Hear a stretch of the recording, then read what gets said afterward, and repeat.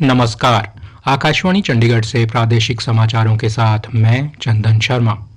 प्रधानमंत्री नरेंद्र मोदी ने कहा है कि भारत के लोकतंत्र की व्यापकता गुरुओं की शिक्षा, साहिबजादों के बलिदान और देश की एकता के मूल मंत्र पर आधारित है। आज नई दिल्ली में वीर बाल दिवस समारोह को संबोधित करते हुए प्रधानमंत्री ने कहा कि गुरुओं की परंपरा ने सबको समान आदर के साथ देखने की शिक्षा दी है और देश का संविधान भी हमें इसी विचार के लिए प्रेरित करता है।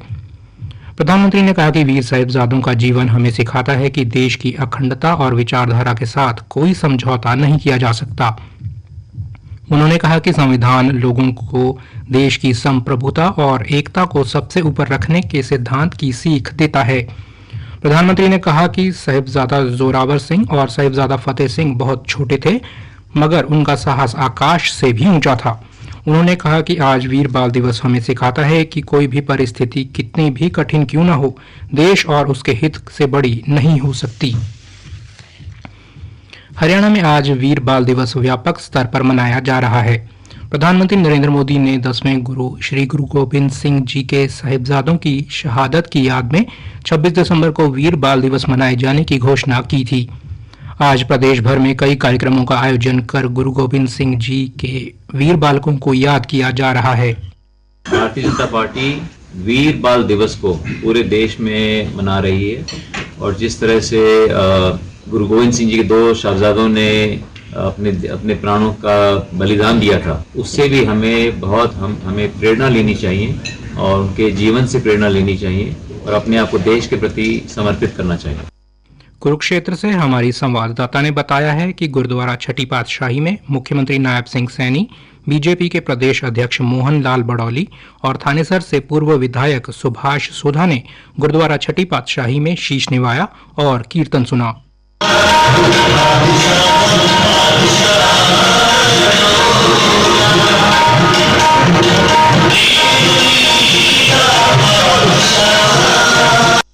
वीर बाल दिवस पर कुरुक्षेत्र विश्वविद्यालय में आज राज्य स्तरीय समारोह का आयोजन किया गया। समारोह में मुख्यमंत्री नायब सिंह सैनी ने मुख्य अतिथि के तौर पर शिरकत की। कार्यक्रम में सिख संगत ने भी शिरकत की।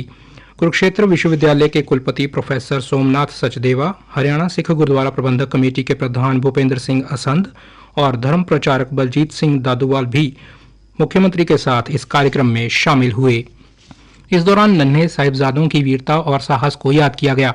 समारोह का मुख्य उद्देश्य आज के युवाओं व भावी पीढ़ी को साहिबजादों की कुर्बानी के बारे में अवगत करवाना था।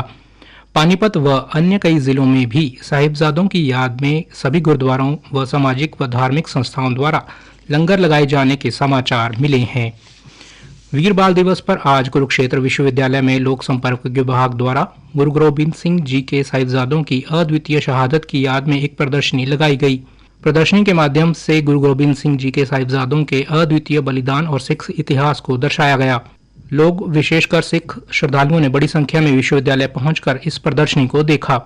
हमारे संवाददाता ने प्रदर्शनी देखने आए कुछ श्रद्धालुओं से बातचीत की। एक युवा सिख श्रद्धालु ने कहा, ये जो कदम सरकार ਵੱਲੋਂ चुका गया है, ये बड़ी शलाघायोग कदम है क्योंकि ਇਹਦੇ ਨਾਲ ਜਿਹੜੇ ਸੱਚ ਦੇ ਸ਼ਹੀਦ ਹਨ ਉਹਨਾਂ ਦੀਆਂ ਜਿਹੜੀਆਂ ਕੁਰਬਾਨੀਆਂ ਹਨ ਆਪਣੇ ਦੇਸ਼ ਦੇ ਹਰੇਕ ਨਾਗਰਿਕ ਤਾਈਂ और हरेक बच्चे की बचाने का यत्न कर रही है।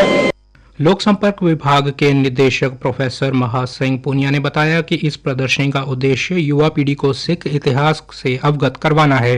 हरियाणा के मुख्यमंत्री नायब सिंह सैनी ने कल सुशासन दिवस पर व्यापारियों और करदाताओं की सुविधा के लिए रेवाड़ी में कर भवन तथा सभी 27 वस्तु एवं सेवा कर कार्यालयों में सुविधा केंद्रों का शुभारंभ किया। रेवाड़ी में 4,571 वर्ग मीटर क्षेत्र में बने कर भवन के निर्माण पर 29 करोड़ रुपए की लागत आई है। प्रादेशिक समाचार समाप्त हुए।